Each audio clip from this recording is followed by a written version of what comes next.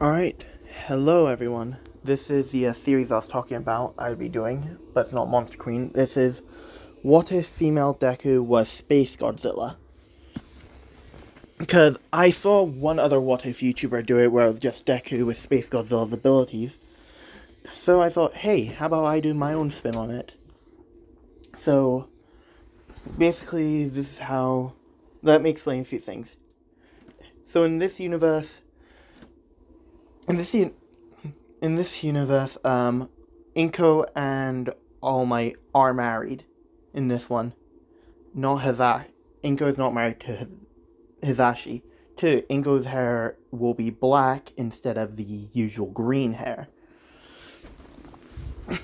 And All Might will still have One for All. Inko's telekinesis quirk is a lot stronger, and Inko is a pro hero in this one. Alright, let's get off. Alright, so we shall begin with Izumi's birth. With Izumi being born and All Might and Inko being there. But due to them knowing that if they do decide to raise a child, and it becomes public knowledge, their child will be targeted by villains who will try to take our way to gain leverage over them. So, sadly, I know some of you people might hate me for this, but sadly, Izumi is put up for adoption. Excuse me 1 minute. So at this point, Izumi's quirk has already been activated because it is a mutation type quirk. So she does have the crystals coming out of her shoulders and the tail. And she looks like how she does in the picture. Now, we shall fast forward a couple of years to where Izumi's 5. And she is currently in an open area in the park, where as she's sitting down, small crystals begin to pop out of the ground, because this is one of Space Godzilla's powers, the ability to produce crystals. And when she goes to touch one of them, it gives off some little bits of orange electricity, like this, that shoot into the crystal in her shoulder, which she, whenever that happened, she felt quite energized. And that's when Katsuki Bakugo comes over and ruins all the fun. As Bakugo would say, "What the hell are you doing?" As Izumi would say that she's just playing, so please leave me be. As Bakugo would... Now, Bakugo's already, taken a look at her and already thinks that she's a villain. Now, at this point, she doesn't have the crown on her head. She gets that, later on in her life. So she just looks like this, but without the crown. As Bakugo says, your quirk is quite villainous. Why are you a villain? As she would say, "No, I'm not a villain. I just want to be left alone." As Bakugo would let off some sparks from his explosions, as he'd say, "What, do you think you're better than me?" With her saying, "If you're going to keep pestering me, I will retaliate." As Bakugo would say, "Is that a threat?" With Izumi looking at him, as her eyes are glowing sort of like this orange color, as you see in the picture. And she'd say, "That's not a threat, that is a promise." As little bits of lightning do begin to come off of her shoulder crystals. Alright, give me a minute. Alright, as I was saying, she basically Bakugo tries to throw an explosion at her with Izumi lifting up her arm, as due to Space Godzilla having telekinesis, the lightning that was stored up in the energy that was stored up in her crystals shoots out at Bakugo, which basically causing him to float. As Bakugo is yelling at Izumi to put him down, as she does, because she didn't think that would happen. As Bakugo Bakugo and his goons would run off, yelling at Izumi and calling her a villain. As Izumi would have basically taken this to heart. Now, I'm just going to explain it right here. In the orphanage, Izumi is actually very alone. Because people don't really trust her due to how her quirk made her look. Because her tail does kind of like drag behind her, and the crystals on it are pretty sharp.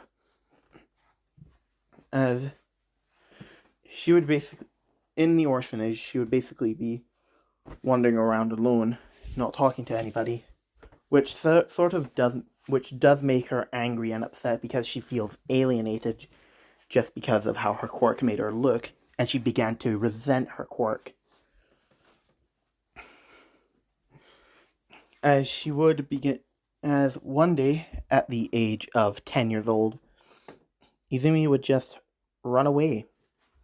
Yeah, she would just run away from the orphanage and into the woods, where she would basically stay for a couple years, and in that time frame, she's basically been hunting all this time, and she has refused to use any parts of her quirk altogether. So, basically, she refuses to use her telekinesis, she refuses to use her crystals, and she refuses to use her tail. So, this is my way of nerfing her so that she isn't too overpowered, because as we all know, Mechagodzilla is extremely overpowered. As she would be hunting in the woods, she would have hunted like mainly quirk animals so that she can prove that she doesn't need a quirk she doesn't need to use her quirk to best things that have quirks. As this would go on for a couple of years. So Yue will be a college in this one, so she will be 18. So we'll get to when Izumi is 17 years old and she looks like this. And the crown has started to sprout a bit, but it's not fully there yet. It's only like half of what this is.